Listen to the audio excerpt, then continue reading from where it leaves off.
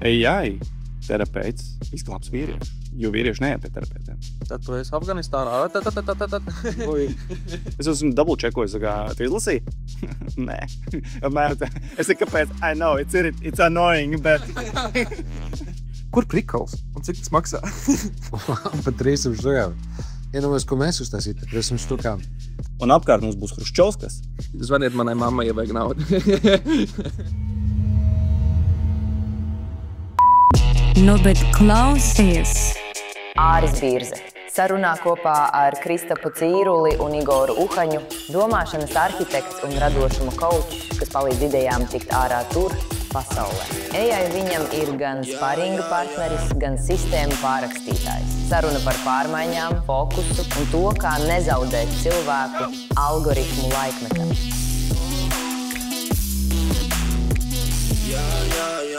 Nu, bet klausies, Latvija.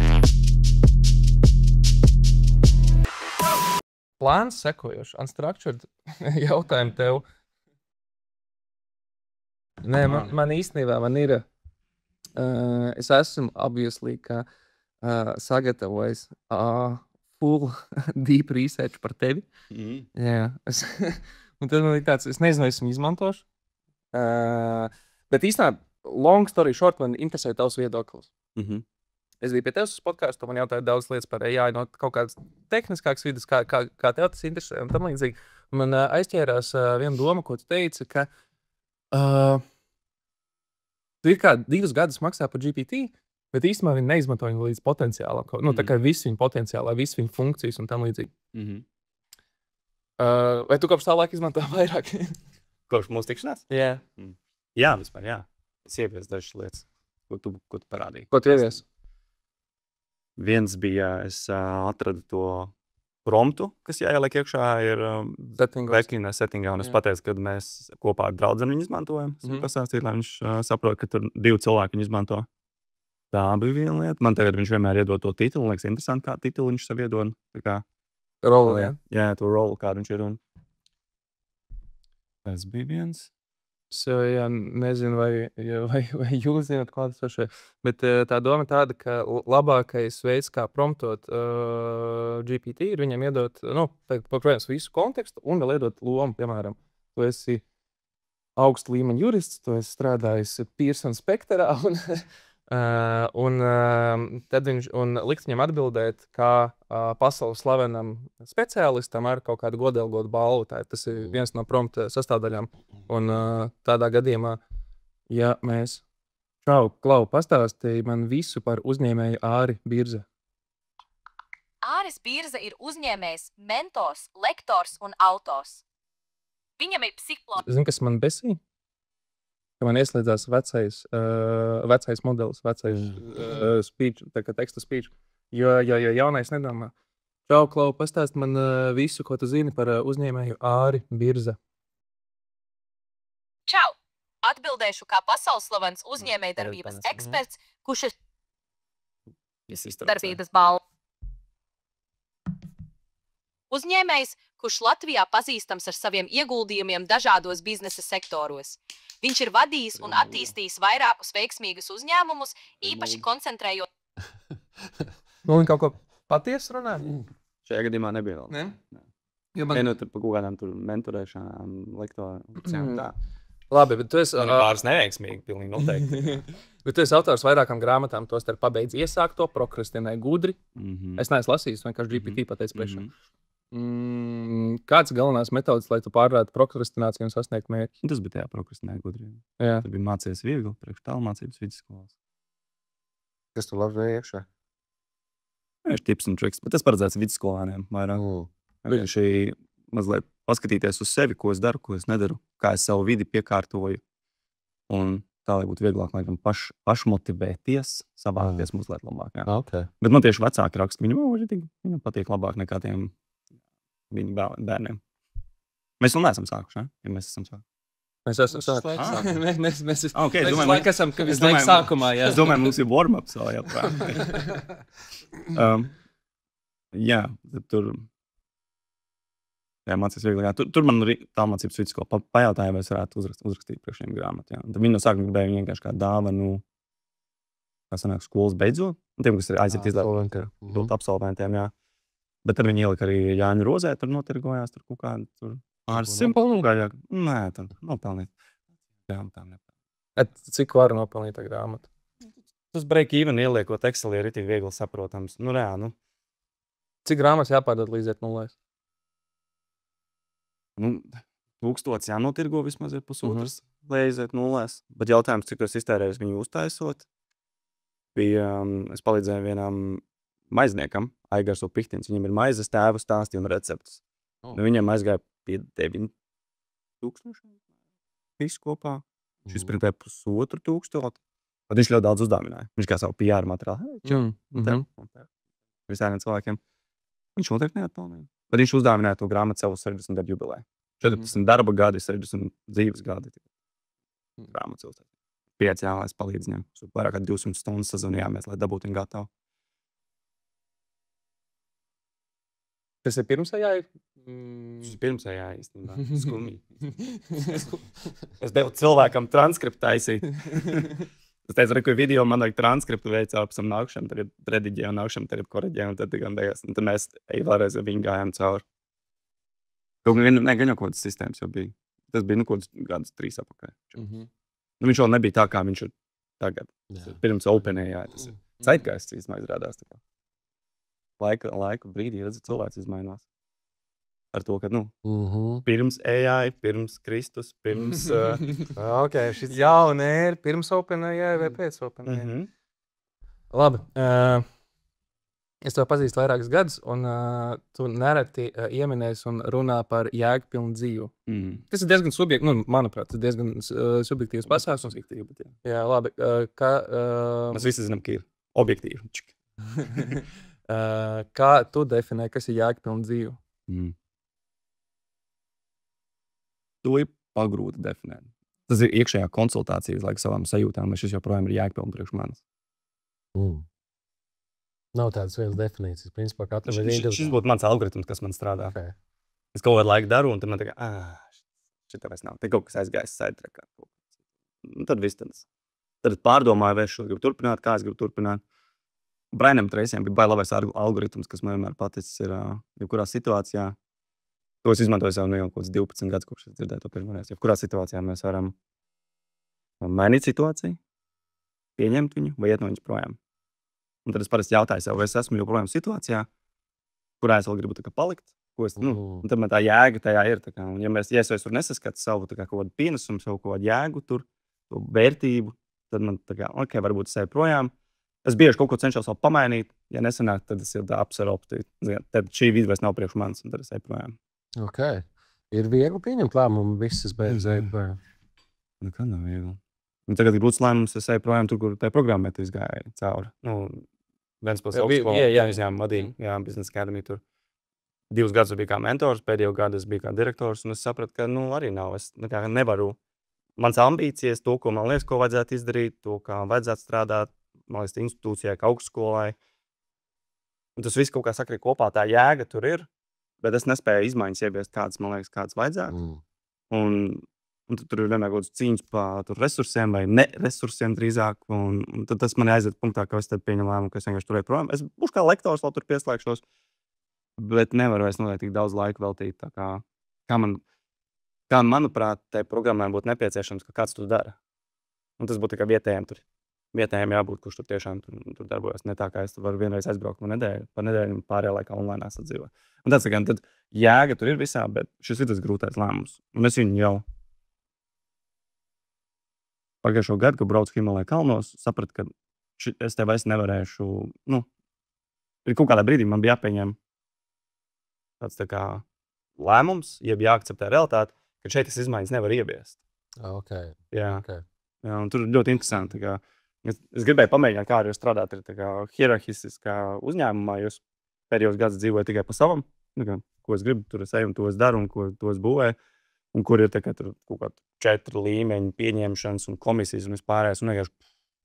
Es sapratu, ka nav priekš manis tā politiskā ņemšanās un teikt vienu, darīt otru.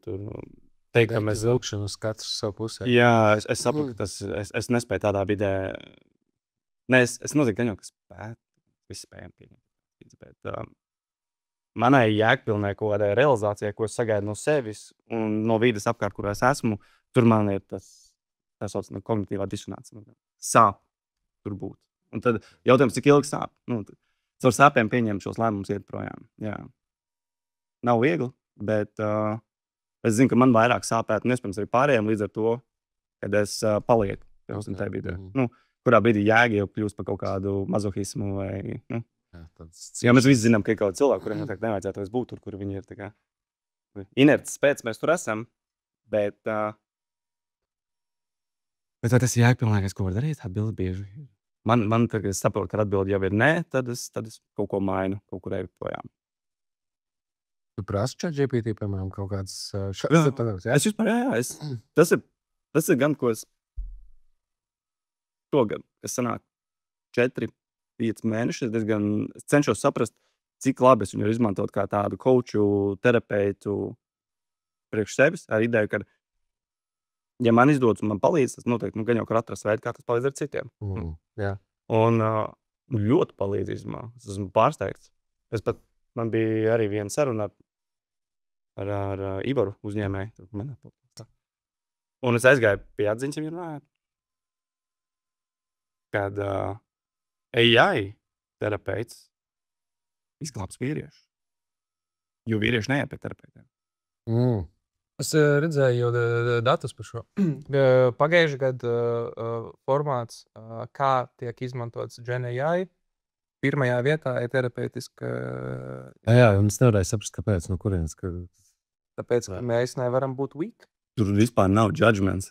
Tur tik funny. Man vienkārši es esmu iedevis viņam arī psihoanalītikas grāmatu. Un tad, kad es tur informācija par sevi un psihoanalītikas grāmatu un tur coaching for performance viņam ir iedot. Un viņš gan abus miksē. Un tad, kad es pretīgi šitā diena besīja noticis šitās lietas, un viņš tas kā balsojot uz to, tā kā redz, ka tavs aizsardz mehānisms racionalizēšana ir atkal te aktīvas, un tad viņš man sastapta zem manam racionalizējošajam prātam. Tas Legit. I like. Approve. Viņš atspoguļo man atpakaļ. Viņš pār spogulis tavs. Viņš spoguļo, bet viņš jau, protams, sakombinē ar vispārējo informāciju vēl, un tad viņš tur citreiz iesnīko kaut ko iekšā. Man pietrūks dažas lietas, man pietrūks tāda, ko mēs arī nesen runājam, tad viņš domā par mani arī tad, kad es viņu neaiztieku. Man pietrūks, ka viņš, piemēram, kaut kādā brīdī, kad viņš arī uzņem proaktīvu rīcību. Tas man vēl pietrūks. Jo pašlaik, viņš ir tikai tik ilgi, cik es esmu proaktīvs.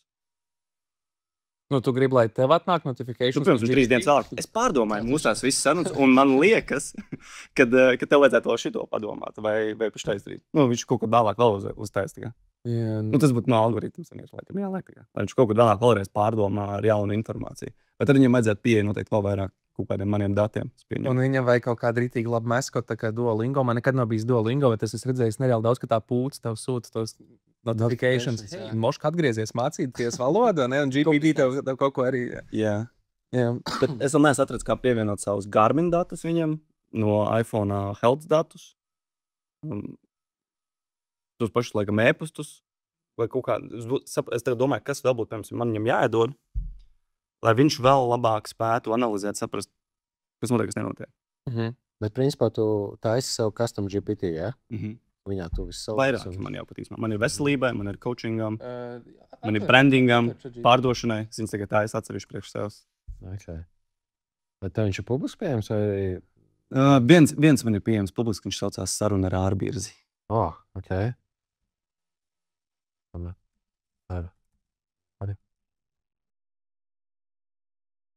Birzē, man liekas. Birzē? Jā. Vienkārši saruna ar.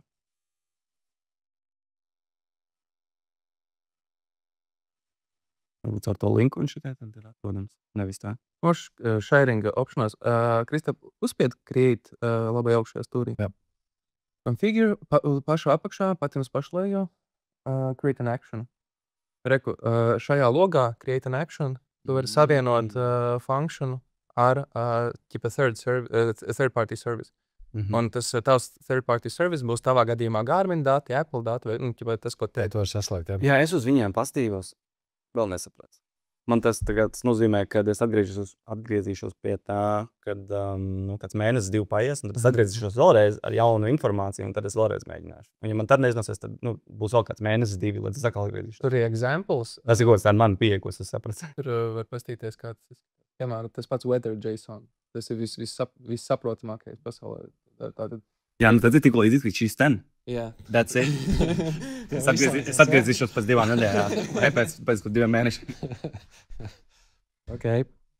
Nu jā, es neatceros, ko es slēdzu. Tas bija pirms... Kad GPT parādījās? Šitie custom GPT pirms gada pusotra? Jā, gada pusotra. Man jau grūti sakot, cik jā. Es skaitu pēc inovācijas sprintiem, ar kuru uzņēmumu, kurā mirklī bija kurš modelis nāca ārā, kad. Jā. Man liekas, es tiešām uzbūvēju arī Weather šito te aplikāciju, jo viņam vēl nebija web search. Viņam nebija search engine iekšā. Un tad vajadzēja slēgties, piemēram, lai uzzinātu šodienas, kāda laikapstākļa Rīgā un kāda būs rīt. Man jāsavienojas ar weather.com, es nezinu, kaut kādu laikapstākļu aparātu. Jā, sanāca, strādāja tā, kā tu vēlēsi, ka viņš strādā. Bet vieglāk ir pajautāt, hey, Google, what's the weather outside? Jā. Jā, tie, kas lieto ChatGPT un nezina, tad tev ir iespējams uztaisīt custom GPT, kas principā tiek sabarots ar visiem taviem datiem.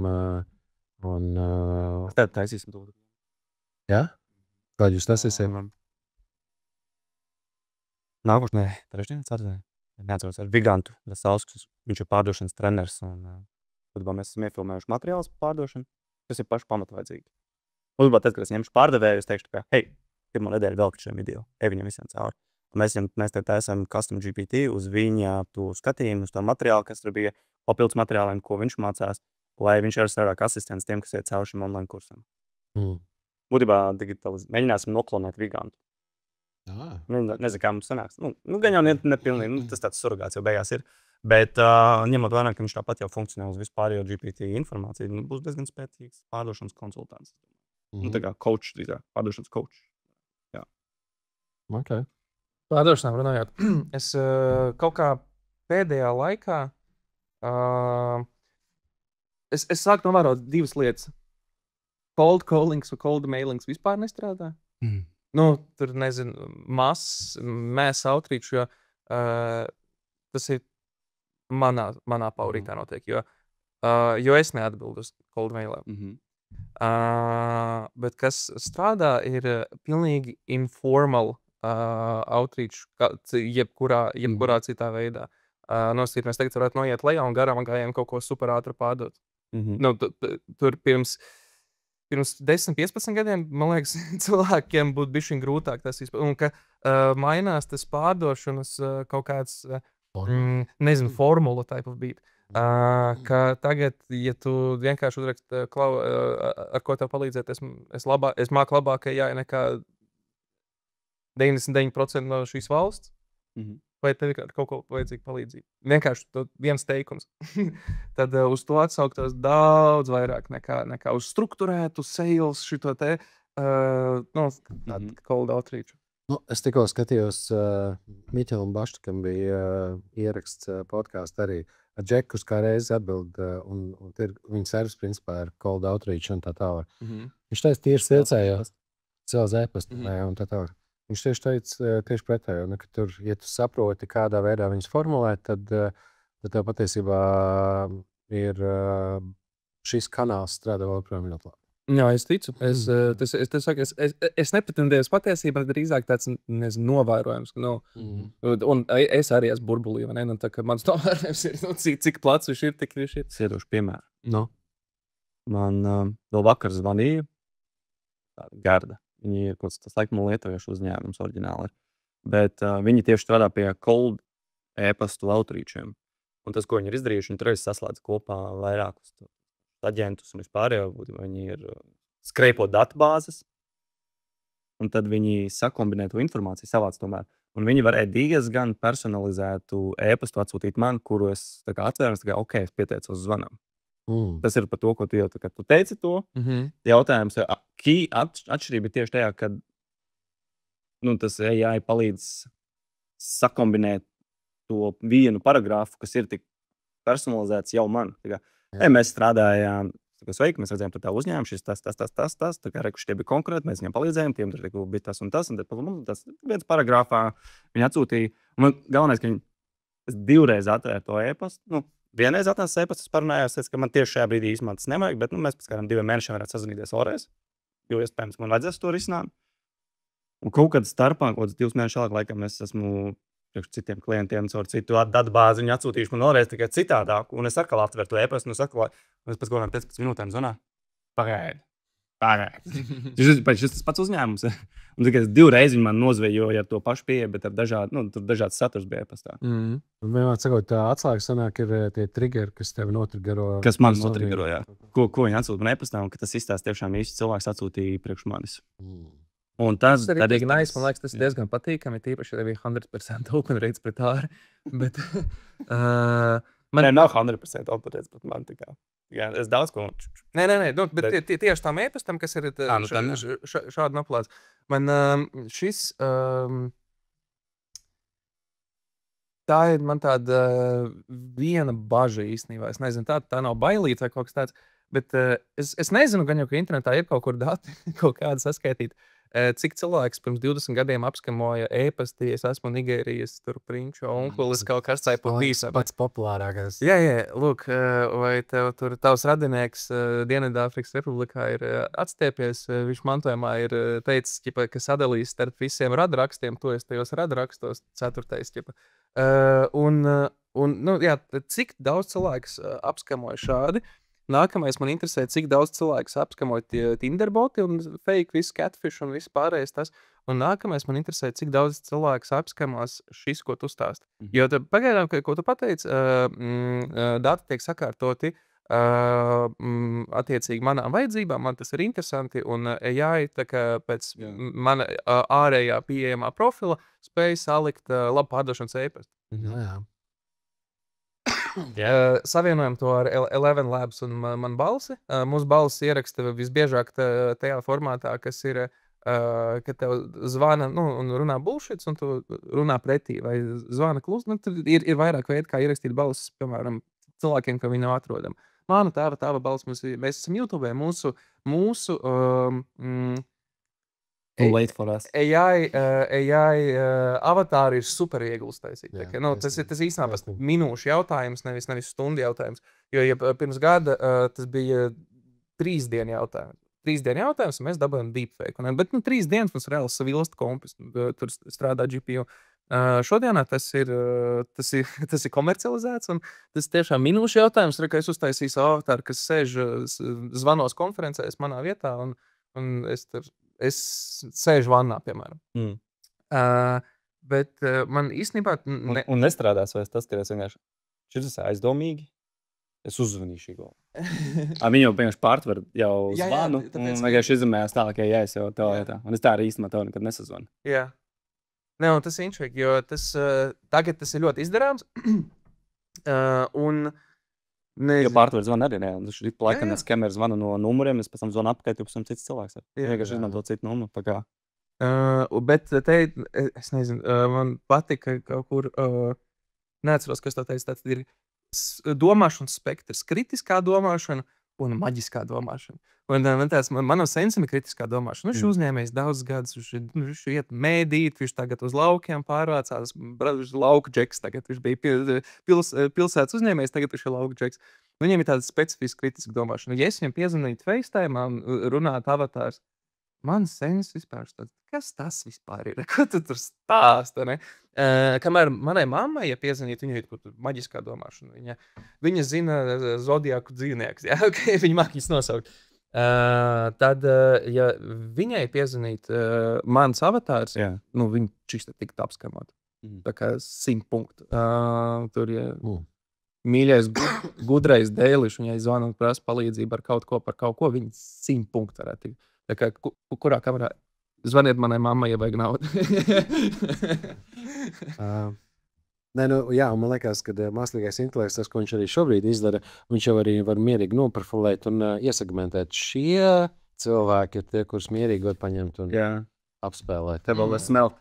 Jā, tieši tā. Tieši tā patiesībā. Jo šis arī, es nezinu, cik daudz jūs atceraties, es sāku lasīt The Hacker News, un man dolbūtā bija Kali Linux arī 10 gadus atpakaļ.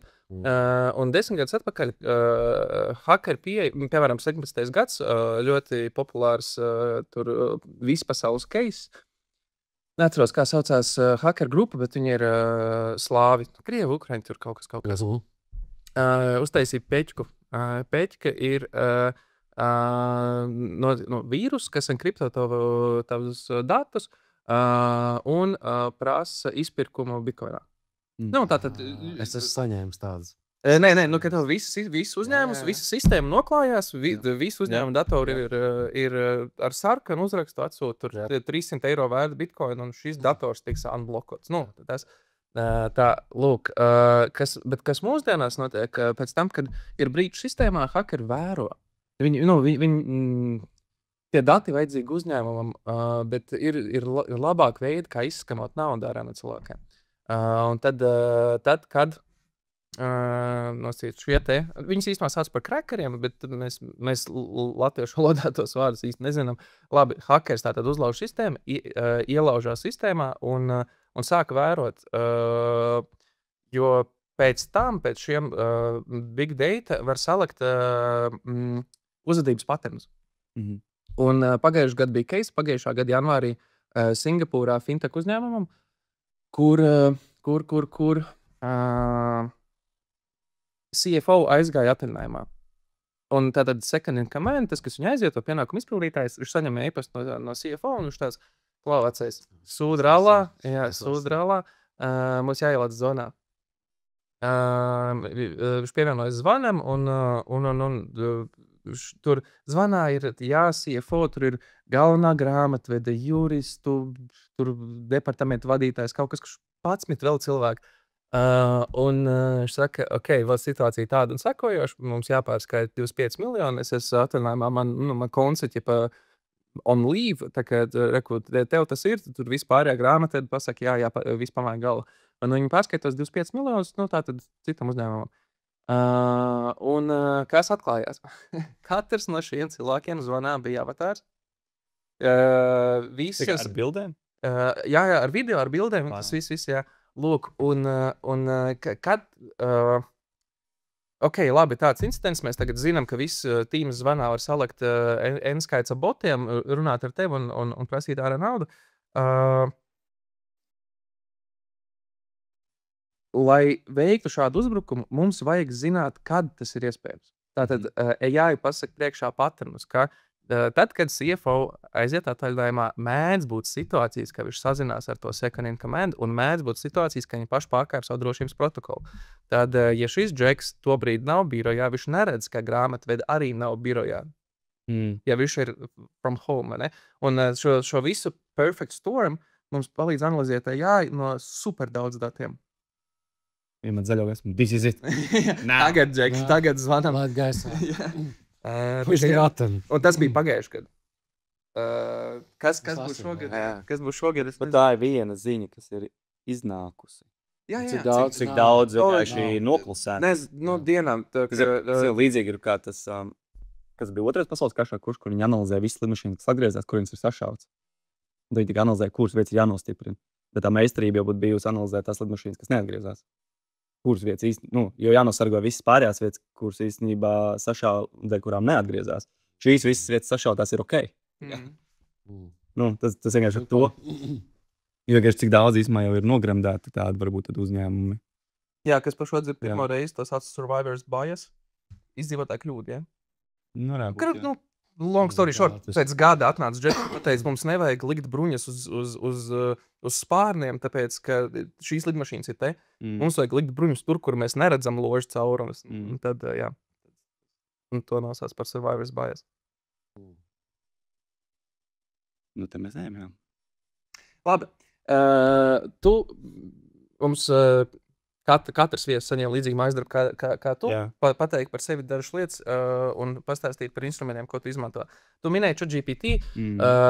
Man pirms podcastu atsūtīja Notion Trello, uzrakstīja fokus uzturēšanai, projektu pāraudzībai. Kā tu tur izmanto? Tātad Notions ir... Notionam tur viņš ir mini, tur ir tās integrācijas, kas dažreiz viņam, laikam, GPT atņēma jau Notion darbus. Jo sākumā tur izmantoja to satura veidošanu caur viņu, bet that's about it. Bet tu netaisi noscīti spacebars, izveidot dabulu ar 2 kolonnām? Aizpildīt tā. Es viņu neesmu. Notionā katrā rindā, kad tu sāc rakstīt, var uzspiest vispirms, tā kā sāc rindu ar spacebaru un iedod promptu. Es viņu tā izmantoju. Ne tik advancēt, tad es viņu izmantoju. Varbūt tāpēc, ka mums jāatgriežās vēl vairāk tutoriāļiem, kā izmantot labāk Notion. Jo, piemēram, tu sāc jaunu page, tad ir tukšu page, bet tu zini, aptuveni, kā tur jābūt. Man tur ir tur man uzņēmums, mans privātais triekšā ir, un es salicis viņas esmu pa lapām, bet laikam viņš man pat tagad jau ir kļūst vairāk par datu uzglabāšanas vietu. Informācijas uzglabāšana vieta īstenībā ne tik daudz, jo īstenībā, GPT atņēmis ar Notion AI darbu. Jā, bet Notionā es izmantoju tā, ka, piemēram... Vai Trello arī bija iekšā Notion, tā kā AI? Nav. Es tā kā ir tās puses. Klikapā ir, es nezinu, es neizmantoju Trello kopš... Trello tika aizstāts ar Asanu. Asana tika aizstāta ar ClickUp, un tā ir, ClickUps ir man mīļākais Jiras paveids, mīļākais tas instruments, kāds ir, un tā kā tur ir, un es tādā, kā es izmantoju to Trello, ja viņš tur būtu, jo es viņu izmantoju ClickUpā, es iemetu vienu tasku, un es saku, es sadalu šo pa subtaskiem. Tāds... Nosīt, izveidot mājaslapu, viņš sadala pa subtaskiem, atrast hostingu, nopirkt domēnu, tur, Viņš pats to izdara? Jā, pats. Okay. Es pēdējo gadu ClickUp neizmantoju, bet viņš noteikti būtu bijis. Vismaz pāris reizes mēnesies esmu tik tuvu, lai atkal iestartētu atpakaļ ClickUp. Jo vienkārši tad, kad man paralēli aiziet vairāk projekti, tad vienkārši saprotu, man uzreiz vajag menedžēšanas instrumentu. Un kad es pēdējo reizi ClickUp izmantoju, tas jau bija 2-3 gadus apkārt. Varbūt pat pirms. Mēs arī viņu atradām. Tad es ļoti labi viņu izmantoju, lai džeki var saklušināt, šitas tur procesā, šitas ir pabeigts, tad vienkārši labi pārredzēt to visu. Un tad vienkārši samazinājās apjoms. Un tad es sapratu, ka es gribu paturēt mazākā apjomā to visu. Tu pārgāji uz sticker notiem pie monitora. Pārgāju vienkārši tā kā, cik tālu šis projekts. Jā. Kur mēs esam ar šo projektu. Es sapratu, ka es vienkārši gribu pamēģināt, kā ir old school komunikācija. Man tā patika. Mēs nesen šajās telpās uztaisījām hackathonu. Drīzāk tur Kristaps un Līves tur pieplīdzēja. Bet es nenoguru no viņa. Mums nebija ne Discords, ne Slacks, ne visi channeli pasaulē, nekas. Viena WhatsApp grupa orgiem, viena WhatsApp grupa dalībniekiem. Visi. Old school. Rītīgi pa vecam, tā kā 10 gadus atpakaļ atgrieztos. Nekādi management kļūdi, nekas. Tā jēga, mums ir tie...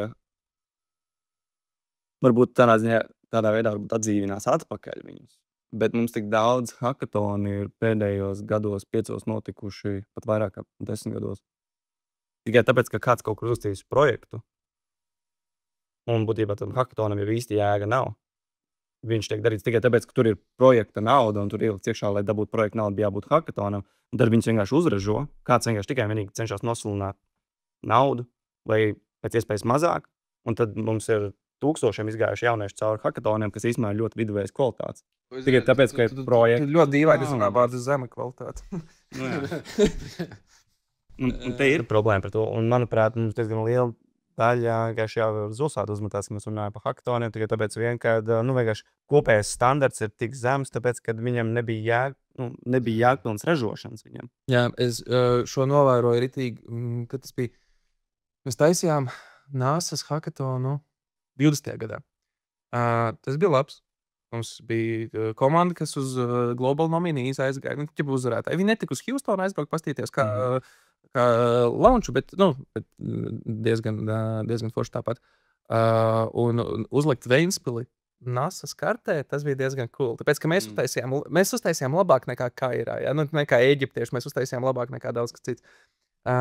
Lūk, bet pēc tam, kā tu saki, tā hackathona kvalitāte tik ļoti kritās, un man bija tāds, es nekur neredzu labu hackathonu, burtiski, kas tāda game-changing hackathonu, no kura actually iznāk risinājums. Man neinteresē, vai tas ir startups vai kas, bet risinājums.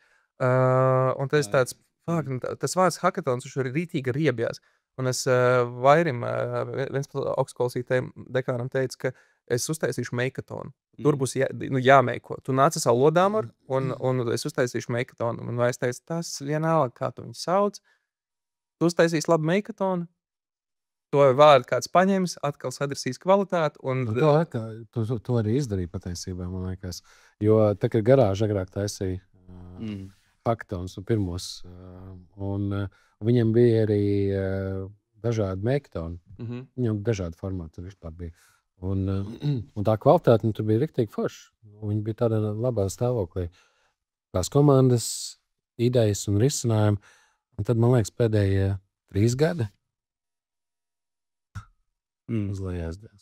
Bet ir tā, kas ilgbūtība, kas nē, būtībā tas, ko jūs sakat, visos tajos ķeksīšā hackathonos nenotiek tas, kad būtībā atnāk, mazliet izklādējās un tāds about it. Viss aiziet projām, vienkārši aizmirst. Tā vienkārši bija izklaide. Tā kā es aizgāju uz skolu. Tur vairs nav tas, tā jēga sen viņi tur pazudus. Tur tikai tā kā čaula vairs tur ir. Jā, vienkārši atnācām, pakodējām weekendu un aizgājām mājās. Jā. Viss. Un atšķirība arī, protams, īstenotājiem, cik daudz viņiem bijis budžets, kurš viņiem jānosilina. Es redzēju pa 10 štukām stilīgas hackathonus un esmu redzējis pa 300 štukām, tā kā jūs šito nevarējāt. Jā. Jo mums nebija. Šeit, Latvijā? Jā. Kad noteikti var uztaisīt daudz krūtāk. Pat 300 štukām. Iedomājies, ko mēs uztaisītu 300 štukām. Mēs aizbraukt līdz Tenerife uz mēnesi. Iespējams, viņi arī aizbraukt. Jā. Tas ir rītīgi silī, jo mēs tās nes hackathons, pirmkārt, zero budžets. Mūsu incentive bija tāds, uzlikt mūsu nesas kartē. Mums īstenībā uzvarētāji bija ar čuvaku no Vācijas, viņš online pieslēdzās. Viņš vienkārši bija tāds, ka nesas kartē, starp visiem tas ir NASA Space Apps. Mums tuvākais, kur piedalīties, tā kā visā pasaulē, ir kaut kas tur aizpolārā Somija un kaut kur tur tiešām Ēģipte. Tur ir vēl pleķis. Jāieliek Ventspils tajā kartē. Un mūs akceptēja, NASA pateica, jā, ok, mācam daram. Tātad šeit spēles notiekam. Mēs ilgi strādājam, pusgadu mēs strādājam ar NASA, viņi mums visu pastāst, kas jāizdara, iedot tur datus, pieejas, tur API un tam līdzīgi. Un tad jaunieši nāk un hako. Bija ļoti patīkami savākt Eiropas cilvēkus, ko viņi uzzināja vārdu Ventspils. Tā bija Jēkabpils lieta. Mums nebija budžeta. Mēs aizgājām izbičot naudu domēji, mēs aizgājām izbičot naudu Accenturam, vēl kaut kam, un beigās sakrājās pat kaut kāds tur gan granti, gan naudas balvas, gan kaut kas. Ka varēja arī uzvarētāju komandai 2,5 pakas iedot. Šis labs, mēs tur, Ventspilī arī tajā programmā arī tā esam, tā saucamie BIPi. Tas ir? Erasmus programma, kur tu brauc arī izglītojies, bet mēs šoreiz izdomājām, tur tajā startup management programmā ir viens modulis, kas saucās Developing by Experimenting. Ir, tā kā 4 nedēļas. Un šogad mēs salikām tā, ka saplānojām visu, lai viņš ir pēdējā semestra nedēļā pirms vasaras. Tā, lai būtībā, lai visi pēc mūsu... ja visi pēc šī ten aiziet un vasarā var turpināt rukāt pie savas idejas, amazing, mēs esam darbu izdarījuši. Bet galvenā, ka tas priekš 3. kursa, kuram sāks prakse. Un tur uzlikām to mērķi, tas ir tā kā startup ideja validēšana. Ja mēs sapratām, ka ģenerēt, visi forši, bet pārsvarā nākšais solis neviens netiek izdarīts, neviens nezdara to validēšanu, neviens nemēģina parunāties ar cilvēkiem, nemēģina pārdot. Kas notiek? Šis tas, kas pieklājīgi sakot, sūdz, piemēram. Un mēs uzlikām, ka šis ir startup ideja validēšana. Un tad mums tagad ir tas BIPs, tagad Intensive Learning programma, kaut kā viņš tur saucās. Un tad arī saslēgušies no Polijas, no konkurences, un mēs viņus jau mocam un laužam. Tad mūsu studentiem, tur, kam ir gājis cauri, tur ir grūti, bet viņi saprot. Un tiem, kas ir tur vairāk no IT, kas pieslēgušies, tiem ir ekstra grūti. Tiem mums ir grūti. Tas tieši grūti. Un tad saprot, viņš tur mūl mazliet. Īstenībā neko nav izdarījis, bet saka, ka mums ir grūti. Bet Bet būs pēdējā nedēļa, būs klātienē, un tad visi sanāk nākošais nedēļa, 28. būs visi klātienē, un tad tur būs arī 4 dienas, un tur melnām utēm raus. Un piekdienā mums ir paredzēts, ka viņi visi pitchos investoriem. Mēs esam line-up uztaisījuši, tur vēl apstiprinās viņi savas idejas, validētās jau biznesa ideju, plus prototipu, plus jau kaut ko validējuši pitchos investoriem. Tad mēģis ir tā kā viņi jau tā kā, ja viss aiziet, es ceru, ka tur vismaz varbūt tur 1 vai 3 idejas būs kaut kas tāds, ko cilvēki varēs pēc tāda laika teikt, ka šito mēs tur iesākām, un tad mēs turpinām, un tas atkal kaut kāds bizness. No tā. Pasauc man uz, vismaz pieslēgties uz pitchiem, kā investors. Piga? Jā, tas būs klātienē? Tas un tad pasauc man klātienē. Nē, ļoti nopietni es varu apsvērt, investēt jauniešos. Man vakar bija ritīgi silī doma. Kaut ko stāvēju uz balkona pīpēnu. Es domāju, varētu uz siešu miesu. Zini, tie NVA cilvēki nodarbinātības. Kad pie tur ar valsts, par valsts naudām paņemt kaut kādus skolēnus 11, apmācīt, iemācīt viņiem lavable kursoru šito visu. Uztaisīt sweatshop ar cilvēkiem, kas kodēja, tā kā burtiski iemācīt, kā izveidot uzņēmumu, kā izveidot kaut ko tādu. Izdarīt to, ko dara Junior Achievement Latvija, tikai ļoti lokāli. Uztaisīt 15 uzņēmējus, kas digitālā uzņēmējdarbība, kurš palīdzēt viņiem uztaisīt digital risinājumus un to pa kaut kādu. Es nezinu, vai tas ir NVA, bet varbūt notiek kā partners, bet tur biedrība nodibinājums raksti projektu, kā mūsdienās saka. Tad jā, viss pa mani. Jā, es arī tikai raksti projektu. Man izglītoja pirms 2 mēnešiem Rasma Pīpiķa. Viņa raksta projekts, man liekas, guļot naktī. Viņa vienkārši teica, es kādreiz rakstīju viņas, un tad tur tikai 50-50, kāds iziet cauri, kāds neziet. Tagad GPT man raksta viņas. 9 no 10 iziet cauri. Nopietni. Kā, paņem visus nolikumus, iebaro iekšā GPT un tad vienkārši šeit cauri pa jautājumiem un pielabo. Viņš teica, galvenās neatstās stulbas kļūdas. Absolūti. Jā, salabot. Okay. Jo nolikumi jau viss izrādās sarakstīt. Un tas ir tas, kas man vienmēr kilojas, ka tur vienkārši ir tā kā palagi ar visu kaut ko. Tagad vienkārši iedod GPT. Es vēl neesmu īstenībā iepraktizējis, bet man vienkārši biedrības stāv, viņi tādas naudošā man ir. Juridiski viņi man ir. Un vienkārši tur, laikam, es nezinu, jāpaprasa tev, kā uztaisīt, strikti pieturies pie pilnīgi visiem punktiem. Tā kā, un tad vienkārši var iet cauri. Tur ir ideja, aprakstu ideja, un tad vienkārši iet cauri pa punktiem. Un būtībā, viņi teica, viņi 3 stundās projektu uzrakstīt. Jā, galvenais atceries, ka tas workflows būs nodeļa pēc nodeļas. Viena nodeļa uzģenerē, pārbauda, ieliec savā dokumentā, otrē pārbauda, ieliec savā. Tā kā tas tev jākļūst par nevis projektu pieteikumu rakstnieku, bet projektu pieteikumu redaktoru. Jā, man, piemēram, interesanti, ka man ir šī ideja, un uzreiz jau es mēģinu nokomunicēt, un viņš iet cauri nolikumam un pasaka, jā, šito var caur šo projektu realizēt. Un tur sarakst viss šitā, un aiziet pieteikumu. Jā, un aiziet. Es nezinu, kas vēl tajā pietrūkst. Bet, kad šito mēs atrisināsim, tad mēs visi pārējie, kas ir field workers, kuriem patīk darboties. Man labāk patīk ar cilvēkiem darboties nekā ar tiem papīriem. Tad mums beidzot būs middlemans starp mums un birokrātiju. Jo birokrātijā kāds visu sarakstīs jau pa punktiem. Mums vienkārši vajag middleman, kurš visu mums palīdz pārtulkot pa vidu un sakārtot. Es piekrītu. Fundamentāli es domāju, ka mums vajag minimizēt birokrātiju. Bet tas ir.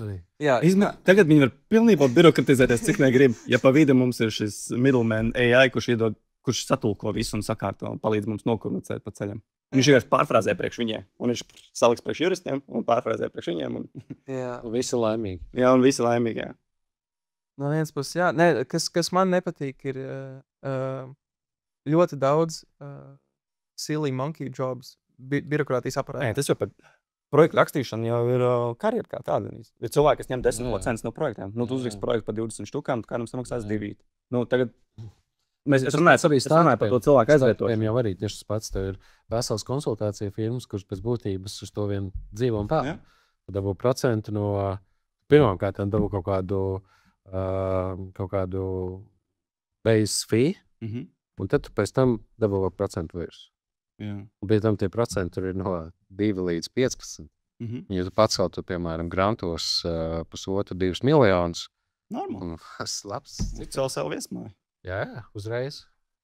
Šodien. uzreiz. Vēlos visu tīniešu un to gudro krānu. Varēs pēc tam kredītā paņemt. Pirms naudu ienāk. Tas nav jā. Labi, vēl tu minēji GPT dāla. Tu es neizmanto dāla. Izmanto... Tas nav dāls. Nē, tā vairs nav dāla. Dāla ir iepriekšējais vecais, kas tev visu ļoti animēs. Tā vienkārši GPT saucās, jā. Es lasīju dokumentācijā, jo, zini, mēs daudz LinkedInā varam redzēt tos video, ka es palūdzu, lai GPT man uzģenerēja tieši šo pašu bildi, un viņš man padarīja resnu un līdzīgu Donaldam Trumpam. Nu, tā pa bija. Bet tāpēc, ka tu izmanto chatu gpt.com, tur izmanto asistentu, kurš tev vienmēr ģenerēs ne tevi, tur ir sistēmas prompts uz 1000 tokeniem par to, ka nekad neatkārtot sejas, bla, bla, bla. It's by design. Tas tā ir vienkārši. Bet, piemēram, ja mēs vēlamies, es nezinu, būs super liela nepieciešamība, jūs uztaisīšu LinkedIn bilžu ģeneratoru, kas izmantos OpenAI modeli, bet man jāpastās dokumentācijas, neatceros, kā viņš atās, viņš image generation modeļa apakšpunkts, kas ir edit. Tātad tu vari specifiski uzrakstīt promptu, pateikt, atstāji seju mierā, uztaisi šo cilvēku kā LinkedIn bildi, tur nezinu, uzvalkā vai nu, kaut kā tā. Jā, nu, lūk. Es uzreiz iedošu specifisku pielietojumu. No. Just in case. Tu domā par tur LinkedIn bildā. Paši bilds kā tāds izmantot, ka 1 no 10 ir izmantojama. Vismaz tā man izdodas viņus uzģenerēt. Es kādreiz pamēģinu, man beigās sieja Canvā salieku ātrāk vai Photoshop izmantos mazāk. Canvā es pārstāvēju. Man patīk, ka viņš var izgriezt visu ļoti ātri un salikt kaut vai. Plus tie template ir. Bet, ja mēs runājam par YouTube kanālu kā tādu, jūs jau arī publicēsiet YouTube kanālā. Un tas Mr. Beast zināms, ne? Jā. Nu, viņi uzģenerēja vēl vienu startupu, kas saucās viewstats.com. Būtībā var redzēt visu populārāk, aiz paywall tu var piekļūt pie visiem populārākiem YouTube'iem, thumbnailiem, nosaukumiem, pie būtībā viss, kas nepieciešams, lai viņi uztaisītu tool priekš sevis, lai viņi varētu analizēt, kas notiek YouTube'ā, lai viņi varētu būt laiku priekšā. Okay. Vot šim pieķē klāt to, un tad, kad es uztaisu nākošo podcastu vai nākošo saturu saistībā, tur es nesen notestēju tur DJI Avata dronu, un tad es, piemēram, izdaru šito un pasties viewstats. Un uzģenerē man 3 potenciālos thumbnails. Amazing. I like. Subscription. Uzreiz aiziet. Bet, ja mēs runājam par content. Jā, viņš saucās? Viewstats. Viewstats. Jā. Ar parasto B. Viewstats. Tas ir gadām. Viņi šitas tam, jā. Bezmaksas ir ritīgi mazi vēl kaut ko vispār izdarīt. Var bišķi pačekot un tā, bet tur paywalls bija kaut 40, un es esmu atkal tik tuvu, un es to visticamāk maksā.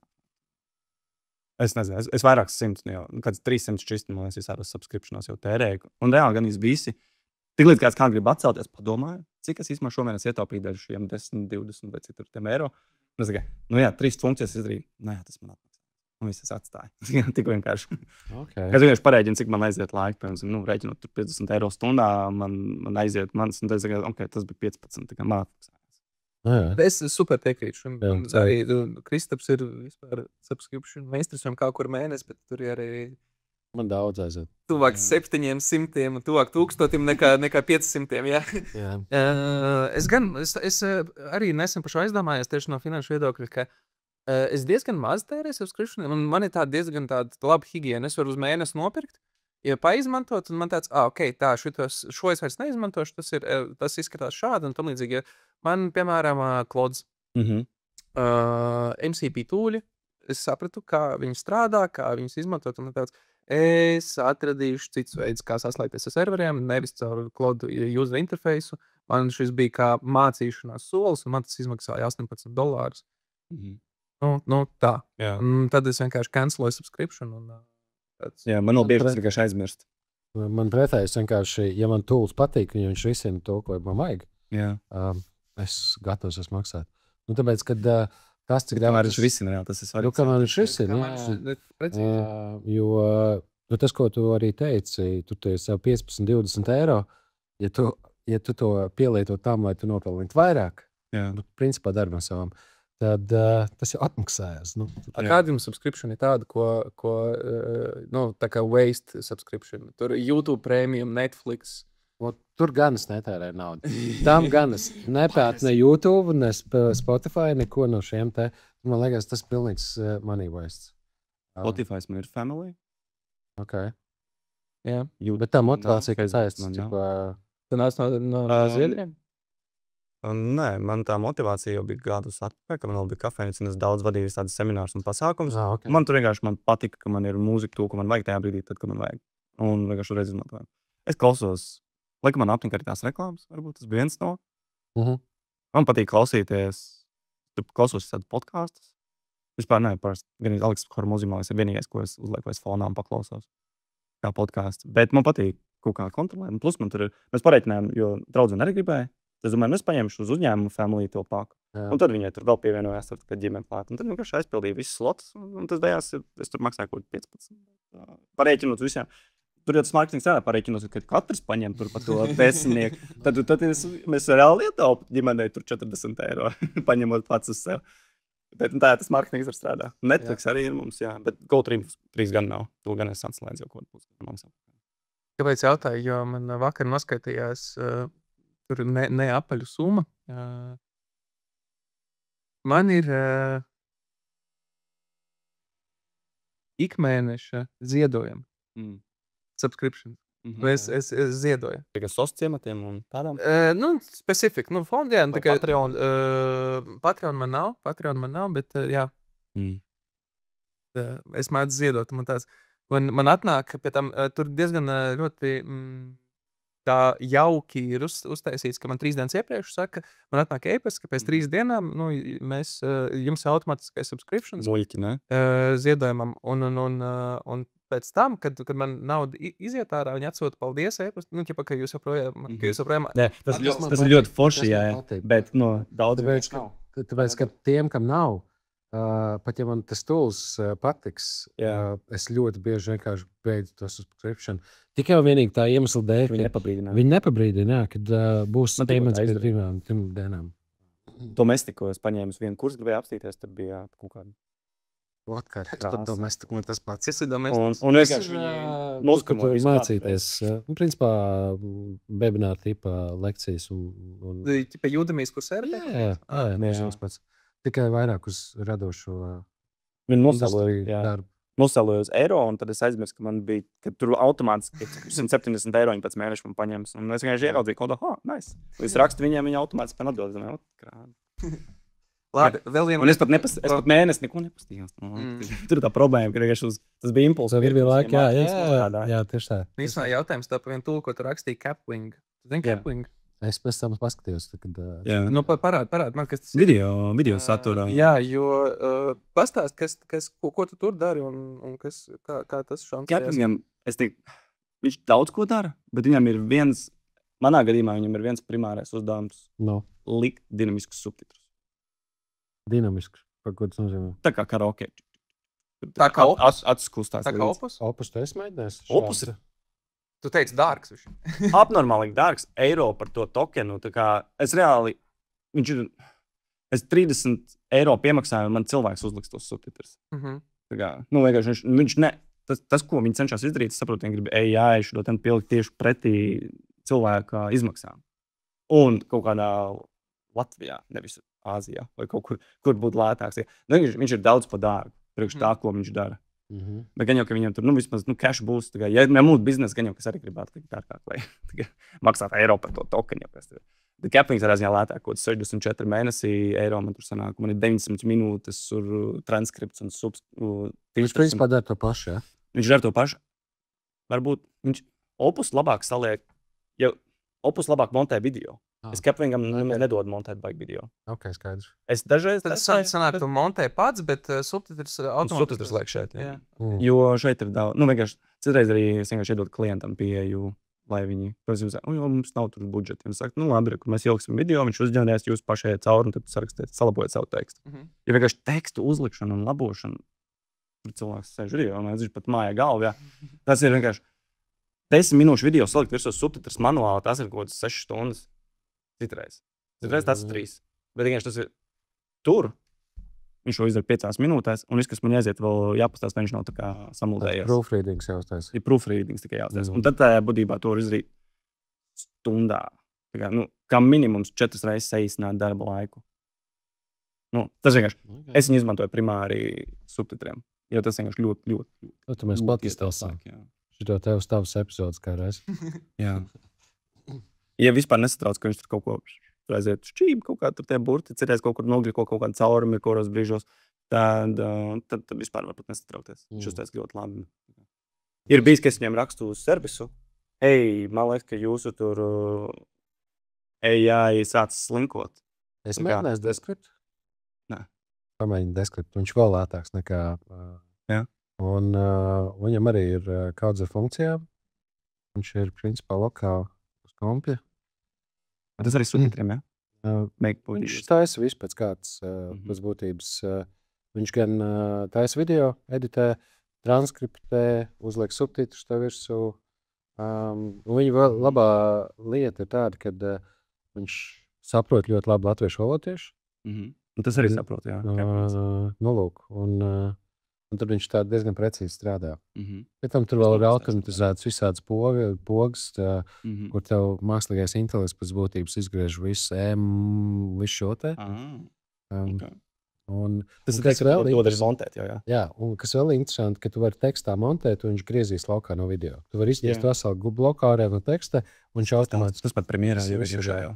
Premjerā, jā. Ja tas tu atsevišķi, jā. Adobe vienkārši tik spītīgi. Bet šis labi, es varu patestēšu. Jā, man patīk. Es vēl vienu aplikāciju testēju, kas montē video. Jā. Saucās Captions. Vienkārši pat taisnu ar saviem efektiem. Captions, jā. Jā. Tas labs. Ir daudz kļūdas. Jā. 50-50. Bet, kad viņš sataisa, tad ir tā kā šito var publicēt. Jā. Ja viņš nesataisa, tā kā, labi, mēģinām vēlreiz. Un te ir vēl viena cool feature, kas ir, principā, ja es izgriežu laukā vai es nomainu tekstā kaut kādu vārdu vai veselu teikumu, tad viņš no tā video spēj uztrenēt un noklonēt tev balsu un uzģenerēt jaunu tekstu. Un tā ir feature, kas tāda papildus. Jā, voice.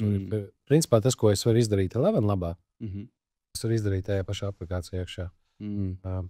Tad vēl viena krūta feature ir, mums, piemēram, Baltijas ilgspējas balvā bija, mēs tur taisījām video, kurā vairāki mūsu partneri ierunāja tur mazu aptuveni ziņu par to, kas tad īsti ilgspēja viņiem ir. Jā. Un tas, ko un viens no partneriem reāli ņēma Zoomā un lasīja no lapas. Un tur vienkārši reiz, un tev tas viss video ir principā nelietojams. Izskatās vienkārši drausmīgi. Viss pārējo runā kamerā. Un mēs uzspiedām šajā te pašā skriptā eye contact. Un viņš vienkārši paņēma un uztaisīja acis normāli. Paceļ galvu, bišku, kad tu runā tā kameru. Jā, un perfekti.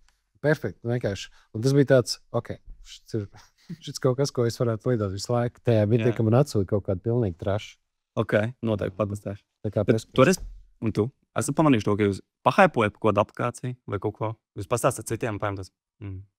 Es tieši gribēju jautāt par Skype. Jā, man draudzē tieši tas pats, un vakarā mēs runājam par to.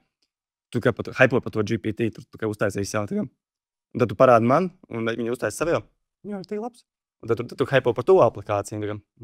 Tad tu parādi, kā viņi strādā. Un es pamēģinu sev. Nu, ir tik labs.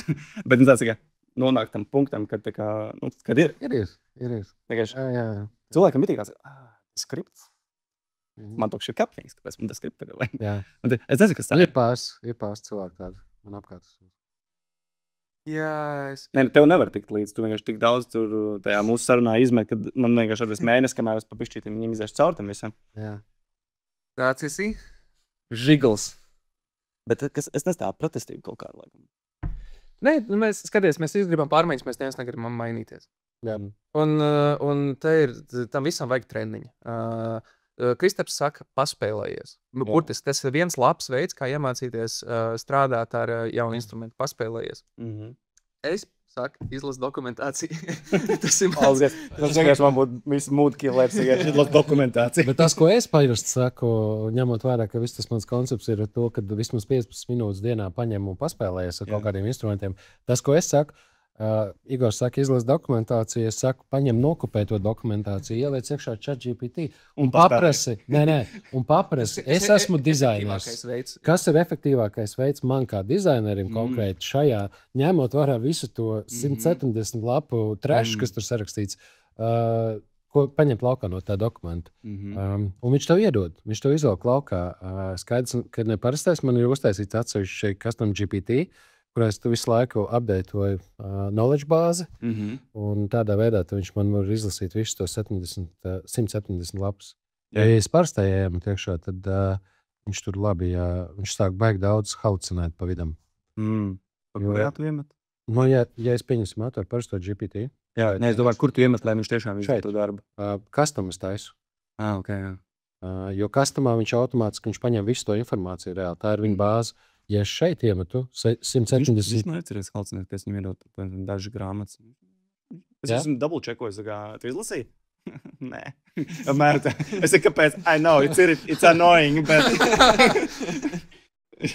bet tas ir tas pats, ko mēs nu pat novērāmies. It kā ieslēdzu es arī, muldi. Advanced voice mode, bet viņiem tieši šobrīd tajā sekundē nav computer power, ko iedod man. Un tāpēc viņš man iedod veco tekstu, spīšu tekstu, veco visperi. Un es uzlaunčoju vēlreiz, un tajā sekundē viņam ir tas computer, tad viņš man ieslēdz. Bet cilvēki var tu pieeja viņu, un ja viņš tur domā par saviem bērniem, par finansēm, par partneriem, kas tur izkaus novē, un tu pie viņiem pajautā, viņam arī nav computing powers tikai. Igor, ko tu gribi no manis? Jā, vai arī tu aizdod tā kā divos vārdos. Es izlasīju to grāmatu. Jā, paldies. Čau. Forši grāmatu, jā, paldies.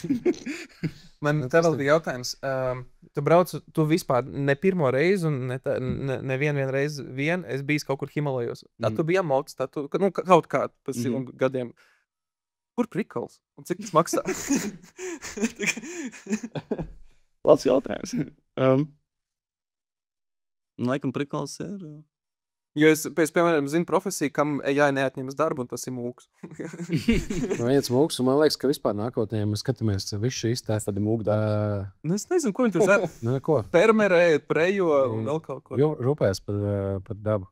Bet, kad visi šie te real life experiences, tas, man liekas, būs tāds luxury. Mēs aiziesim turismā? Šis ticamāk. Tāpēc, ka man liekas, ka iedomājies, tev viss digitālais ir tik ļoti subkonektēts un konektēts, un tu visu laiku esi pieslēgts. Tu visu laiku izmanto ChatGPT vai jebko citu. Un tajā mirklī, ka mums būs kaut kāda digitālā dviņa, kuri būs iekšā pilnīgi visās manās ierīcēs, un tas tā kā visu laiku non-stop. Un tajā mirklī, kad visi šie te instrumenti, līdzīgi kā tu teici, aizvērs šo te gapu, kad izmetīs to notification, klausies, tur man ilgi mēs parunājas man. Tad, man liekas, tad būs tāda digitālais detoks, kurš kļūst par tādu. Bet labi, atgriežoties pēc tā, ko tu, kāpēc? Jā, kur prikals, es atcerējos vēl vienu lietu par to. Labi, kur jūs izjūtat? Jūtas spēcīgi šeit un tagad dzīvē? Kad es spēlēju. Zini, kad es gatavoju gaļu? Pirmkārt ir cept gaļu un skatīties. Bez termometra, cik steigi, ka tur es šeit un tagad. Bet tagad tik spēcīgi, ka tas pārņem tā kā, Pācies pēc tam, kad es viņu pagaršoju, rībāju. Es esmu tur un tagad. Zini, ka tu dzirdi kaut kādu nereālu labu muzonu, un tev pat pilnīgi sevi viebi, vai ne? Man tā ir gan ar Vivaldi, gan ar IDM, gan ar rap. Tā vienkārši, tā kā ir atsevišķi kaut kāda muzona gabala, kas, es uzskatu, ka muzons vispār ir overrated, tas ir fontroksnes un ir dažādi, bet ir kaut kāda tās lietas, ka tev tik ļoti aizskar un tu esi tajā mirklī present, un man tā ir, tā kā manis uzsver tā gaļa tiek pagaršot, es viņu novērtēju, man tāds, es trāpīju. Man tā ir, ka tu vakarā sēdi ofisā pa 8-9, kad neviena nav, visi ir aizgājuši prom, un tu strādā, piemēram, tā es dizainu kaut kādu manā gadījumā konkrēti. Un tas klusuma mirklis, tas flows, kurā tu atrodies, Vienalga, Kad Igors neprasa jau klodu. kad neviens to neprasa, tur nesēž blakus un nezinu, tev neprasa klausies, bet tu aizsūtīji to e-pastu. Vai visu šito te. Un tad tu tāds reāli prezentojies, tā kā vienkārši tādā vakumā. Jā. Nu, flow stāvoklis arī ir diezgan jau pat pētīts. Tas ir tāds interesants, jā. Un tu esi Himalajos, tur tu atrod. Nu, nav daudz situācijas, kur viņi var dabūt. Tāpat ar moci kalnos, kur es redzu tos kalnus, redzu vienkārši. Smadzenes nespēja aptvert, kas tas ir, kur es esmu, kas tas ir. Jā, un tur ir tas, kur tas prikols es braucu. Kur tas prikols? Un tas prikols ir tajā, tur būt un darīt. Un savā ziņā ir tāds koncepts, ko saucamie nepieciešamie izaicinājumi. Tagad vīriešiem ir vajadzīgi, ja mums ir iniciācijas nepieciešams. Tad mēs tā kā laužam vecās idealitātes un atbrīvojam iet jaunajām. Un tas arī ir savā veidā tāds apzināts nepieciešamais izaicinājums priekš manis bijis. Bet šeit un tagad mīlēties, braukt ar motociklos, tur cept gaļu, tur strādāt ofisā vēl vienam. Katram viņš mazliet citādāks, bet nav daudz tās situācijas. Tāpēc es arī cenšos ikdienā ar vien vairāk braukt ar viņu, jo viņš savā ziņā man laika atjauno to sajūtu. Es vēl to bieži saucu tāda savienošanās ar visumu, jo tur ir sajūta, piemēram, kalnos braukt, ir jābrauc, kā saka, ar dievus pusēm, ar visuma nodomu, jo tur jebkurā brīdī var notikt kaut kas tāds, kad es vienkārši varu nebraukt atpakaļ. Tas arī diezgan tuvu nāves robežai, piemēram, tādas braukšanas ir. Vai tu esi adrenalīna junkies? Tā ziņā noteikti, jā. Bet es zinu adrenalīna junkies, un tajā gadījumā es pilnīgi noteikti neesmu tajā spektrā. Okay. Bet priekš tā, kā es dzīvoju priekš sevis, diezgan cenšoties droši, varbūt. Safe adrenalīna junkie. Jo man arī mēģinās atgriezties atpakaļ. Tā kā es priekš nebraukšu gar krauju uz malu, necentīšos raut vīlijā, tur var moci augšā. Not my thing. Tas būtu labi. Bet es nopislē. Subscribe! Bet nē, es ar mocu esmu gatavs nobraukt gan, jo tas ir diezgan drošāk.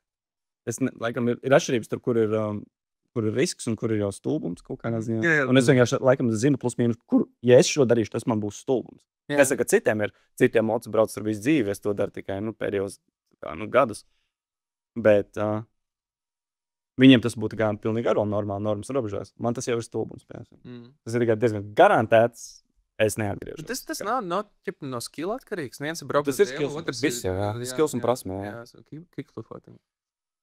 Tu nevari atgriezties mājās tā kā. Tas ir tas ir ritīgi svarīgs faktors. Cik tas maksā? Vai tu ar mocu brauc no Rīgas? Nē. Vai tu aizlido? Uz Indiju, nē. Nē, varētu viņu kā aizbraukt, bet ņemot vairāk, ko. Un tad, principā, jāņem sabbatical gads. Nē, tu kaut kāds 2-3 centēs. Tīri aizbraukt. Nekot 2, man liekas, tur ir. Bet, ja tu tā esi vēl 5 punktus un tā. Pirmā reizē tie bija 5 mēneši, pēc tam 3 reizes pat 3 nedēļām. Kaut kā jau pa kalniem. Pirmā reize 5 mēneši tu bija prom. Jā, ko Indija ir tiek izcēlēm. Vilcieni, 3 mēnešus uz močiem. Nepāli arī tur bija mēnesis iekšā tajā. Man liekas, cilvēki jautā, vai jābrauc. Tas jautājums varbūt būtu tāds, vai kur prikals. Vai tad tu nevari pat izmeditēt to visu? Var, tu sēdi, meditē.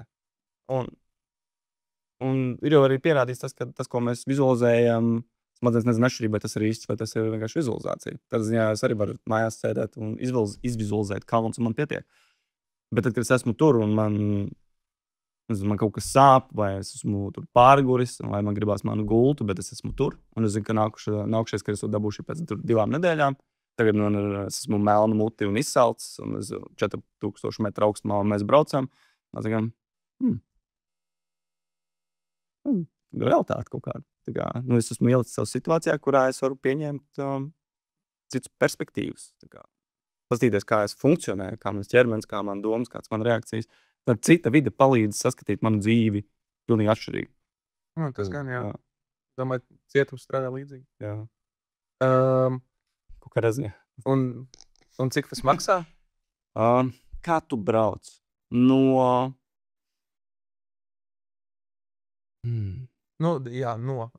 Jā. Skaidrs, ka līdz ņemot arī avio. Kas ir avio? Jā, aptuveni, cik tur es neesmu bijis Indijā. Ja tu pieņemsim, dari kā mēs darījām pirmā reizē, kas bija 15. gadā. Tu aizbrauc, atrod arī vēl sponsors, dabū arī tik lētus močus, un tu ēd street food un paliec vislētākajās vietās, tad mēnesi ar visiem avio un visiem močiem tu varētu izbraukt varbūt 1300. Uz cilvēku. Varbūt 1500. Okay. Bet tas ir tā kā mēnesis, un labi dabū moci pa 2 eiro dienā. Un... Tas principā 2 mani mēnešu subscriptionās. Jā, bet tad tur ir risks, lielākā iespēja noķert tur kaut kādas, tur varbūt tur blusas un kukaiņus un saindēties ar ēdienu. Jā. Un varbūt mocis nebūs tāds, kurš tev būs tas uzticamākais, un iespējams vēl pazaudēs tajā mēnesī vēl kaut kāds 4 dienas remontos ar viņu. Un tad tā kā level up, jaunākie moči, labāks ēdiens, ne blusu naktsmītnes. Sauksim to tā normāli labākas naktsmītnes. Plus mīnus, tu redz, ka tie paliki tiek mazgātas mums vienreiz nedēļā.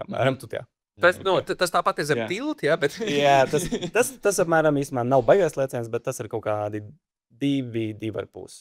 Jā, ok. Jā, un tad ir vēl kā jauni moči, labas naktsmītnes. Jā, tas ir. Katru reizi volpāks, 3 apsīs, jā. Kas Būtībā var, ja tu tāds rīks nomecēsi, tur izbraukt zem, tur arī stopēt un vispār. Jā. Cilvēki, kas brauc ar autobusiem pa tiem kalniem, es... Ja redz, kā tie autobusi brauc, tas vienkārši pašnājas, deadwish, kā saka. Pa laikam jautā, kam jānotiek, lai tur pašbraucošas mašīnas, un tātad computer visions kopā ar līderu, un tātad bez šoferu. Tur? Nē, nosīt, mēs varētu tur nosīt, tur lidosta centrs, tās lidosta centrs varētu ir gan baltās līnijas, tā kā viss kārtībā. Tur droši vien lidosta Piņķi, Jaunmārupe, tas būtu grūtāk, kur tur jāsāk tie modeļi pielāgot. Nē, tāpēc, ka mums īstenībā rūp gan baltās līnijas, gan attāluma starp un tam līdzīgi. Ko es saku?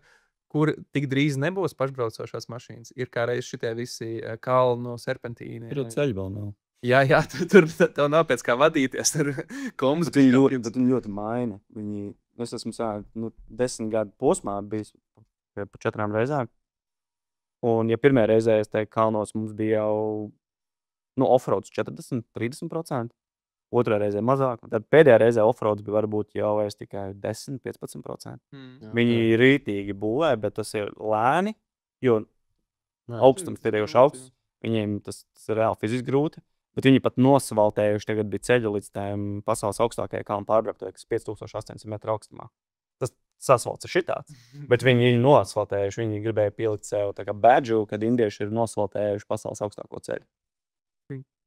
Labi. Viens no pēdējiem jautājumiem, tāds tīri no manas puses gribēju pajautāt. Ja tu skaties uz nākotni, tu stāst par fiziskām tādām reālām dzīves pieredzēm, un tad ir viss mākslīgais intelekts un tā tālāk. Kā tev šķiet, kāda viņi būs? Kas būs pēc 3, 4, 5 gadiem? Tā, mūsu ikdienā. Izklaides industrija būs, rītīgi paņems mūsu uzmanību. Reklāmas un izklādes. Es dzirdēju kaut ko nesen. Man liekas, ka tas ir tas visticamāk, uz kuriem tas iet. Ko Zuckerbergs teica, ka tagad telefoni, uz ko viņi iet. Visticamāk, es nezinu, kā viņš mainīsies fiziski, bet mēs pašlaik scrollējam plakani. Un tas, kas būs, tas viss būs interaktīvi. Un viņi iet uz to, lai tas būtu, es varbūt vēl scrollēšu, bet tur būs mans AI klons, tavs AI klons, un es uz viņu spiedīšu, un es uzreiz ar viņu runāšu, būtībā viss notiks baigi interaktīvi. Uz to iet pasauli. Es nezinu, kas tas būs par computing power vajadzīgs, lai to dabūtu gatavu, bet mēs to ejam, kad varbūt ārā arī tās zīmes būs, un tad, kad ritīgi tuvu mēs esam arī tām papildinātās realitātes brillēm, tad, kad tās vēl pietiekoši kvalitīvas būs, lai var saules gaismā ārā, ar viņām iet un tiešām redzēt, kas tur būs. Mēs dzīvosim. Es pat nezinu, kas tā būs pat interesanta pasaule. Un apkārt mums būs Hruščovskas, bet šeit mums būs tā kā, un šeit mums būs cita pasaule. Tu nopirksi savu digitālu apģērbu, un tad tu staigās kā dinozaurs, kas tur būs. Ko tu gribēsi, lai es tev redzu? Dinozaurs. Jā. Dinozaurs man patīk. Vienkārši tagad tas tēls uz tev būs uzbūvējies, un es ar tev runāšu ikdienā tā caur brillēm.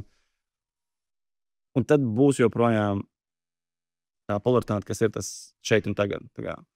Man joprojām patiks braukt, visticamāk, ar moci, kurā ir pēc iespējas mazāk elektronika. Ir kaut kādi braucieni, kur vajag vairāk, bet tas, kas man tur lejā, ir viņam gan necik nav. Nu, ļoti maz, minimāli, kā old schools viņš ir gan iz. Un meditācija noteikti būs kaut kādā ziņā arī tiks mast, es domāju, vajadzīgs kaut kāds apzinātības prakses visās. Jo vienkārši smadzenes jau netiks galā ar to visu. Bet cilvēki mainās lēni. Tas tik ātri varbūt nenotiks. Industrija virzās ļoti ātri, bet kopā masas īstenībā virzās diezgan lēni tajā visā. Bet tas, ka tas noteikti kļūs interaktīvs, un es gaidu, kad būs šīs brilles, bet tad būs interesanti, kur tā pasaule aiziet līdz ar to. Kad reklāmas būs pat taisno jau smadzenēs, jā. Būtībā, vizuāli tas ir tik tuvu jau smadzenēm, kad, jā. Un tad mums būs Afganistānā, kur ar 47. gada dizaina Kalašņikovu joprojām bērni skraida apkārt un vēl nezina, kas ir futbols. Jā. Inčīgs zemeslode. Mums viņi ir vienkārši. Ja tev būtu viena lieta, podkāstu nosaukums ir bet klausies. Viņš tāpēc, ka tā ir diezgan īstenībā bieži sastopama frāze cilvēkiem savā starpā diskutējot. Ja tev, nezinu, ēterā kaut kur tur jāpasaka ir, bet klausies. Tā viena lieta, kas cilvēkam ir jāiznes mājās, kas tā būtu? Vai klausies, neviens cits tā dzīvi nevar dzīvot. Paldies, ka atnāc. Jā. Paldies. Ir ļoti patīkami parādīties. Arī miksējam tādus Jā. mazliet tādu realitāti, jo te īsti cilvēki. Pagaidām vēl. Nē, tas ir kamēr tev taustas sensors strādā. Un to nākotni miksēšu. Paldies, interesanti. Paldies. Postskriptu. Jautājumi no klātienes klausītājiem.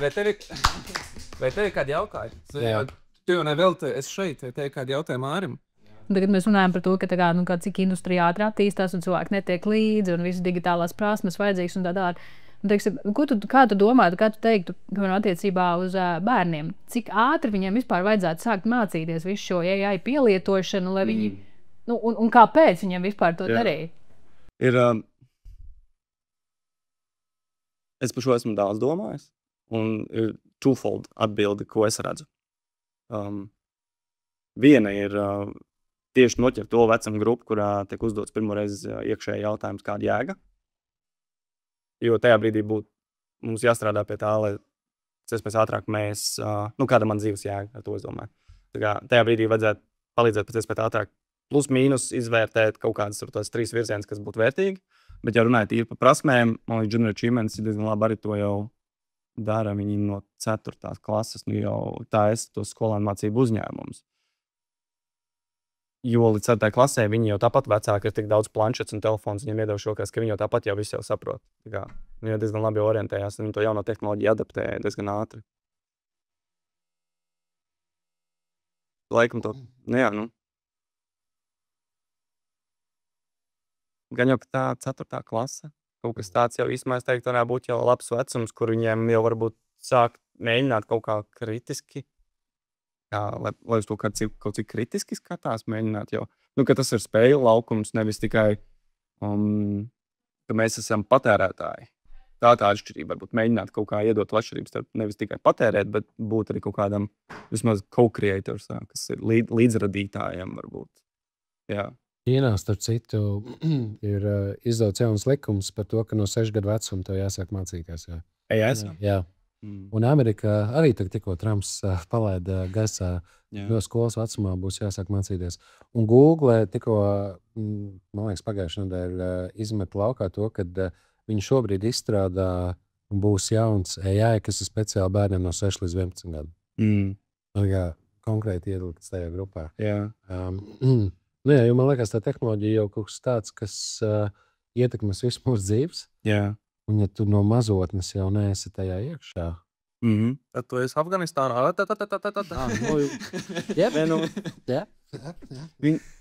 Mums ir, ņemot vērā, pirms man bērnības laukos, un pēc tam, kad es no laukiem aizgāju uz Kuldīgu, man daudz neatbildēt jautājumi bija. Līdz ar to tur, ja būtu bijis tajā laikā Rīgas, un es būtu apmācīts, kā izmantot to Rīgu, lai saprastu vairāk pasauli, un kas notiek manā varbūt ģimenes modelī, un kāpēc tur viens dzer, otrs nedzer, kas te notiek tajā visu. Amazing. Es varbūt ātrāk saprast, kā rulē pasauli. vismaz kaut kādas ģimenes dinamiku vai kaut kādas tāds. Tāpēc es laikam skatos vairāk no tās konsultējušās terapeitiskās puses, netik uzreiz spēt uzprogrammēt kaut ko. Es uzreiz gribētu papildināt vēl to. Igors baigi forši minēja, ka viņš stāstīja par saviem vecākiem, ka viņš teica, ka ir kritiskā domāšana un ir maģiskā domāšana. Un tāpēc runājam par tiem deepfakiem, visu to pārējo.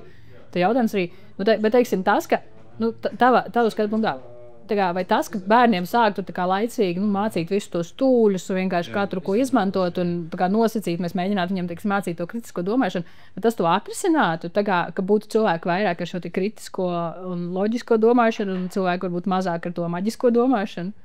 Vai tas ir kaut kas, kas ir tāda tik mistiska lieta, ko mēs īsti nezinām, kāpēc ir daļa cilvēki, kas ir teiksim, mēs paskatītos droši vien arī savu paziņu lokā, daudz cilvēku, kas inteliģenti cilvēki mācītu tur visādiem grādiem, visu kaut ko, bet tomēr bišķi pārāk maģiski domājoši.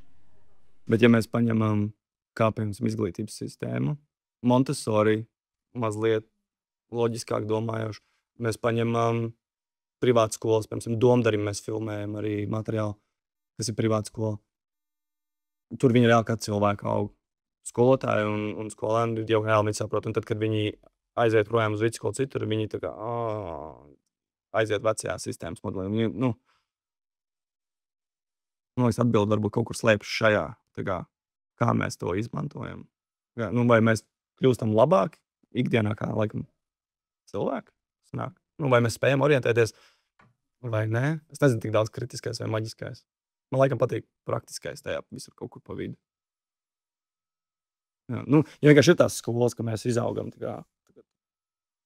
parastajā, kurā vienkārši viss, kas tev beigās tiek, ir, kur es gāju kaut kāds kauna sajūta, neiedarēšanās vai vēl kaut kas, vai kādam varbūt izdodas iederēties un viss foršizēt cauri, un tad ir kādam, kur tiešām tev skolotājs atnāk un nepaiet garām, ka tev, hei, es tev noteikti skatos, tu neesi spējis pieslēgties visiem pāris dienas jau. Varbūt aiz to aizvietos jau. Un parastās skolās arī katram būs tagad tas, kurš pievērsīs viņam to uzmanību. Protams, mums būs pārāk liela būt atkarība no tā visi jau beigās. Nevis atkarība kā atkarība, bet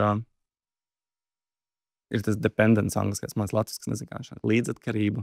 Būtībā, ka mēs kļūstam ar visu, ko mēs pietiekoši izmantojam, mēs savā ziņā kļūstam ar to atkarīgi no tā elementa, jo viņš ir liels dzīves elements. Un tas varbūt no tā, kā būtu jāuzmanās, man liekas. Spēt beigās, lai nav jāizbrauc uz Himalajiem, lai tikai saprast, kā ir dzīvot bez AI. Paldies, Rūmi. Epizodu galā, ja lika aizdomāties lieliski, ja nē, vai no algoritmu, katrā ziņā izdara kaut ko jēdzīgu. Padalies ar šo podcastu. Ne jau algoritmu dēļ, cilvēku dēļ. Bet klausies Latvija.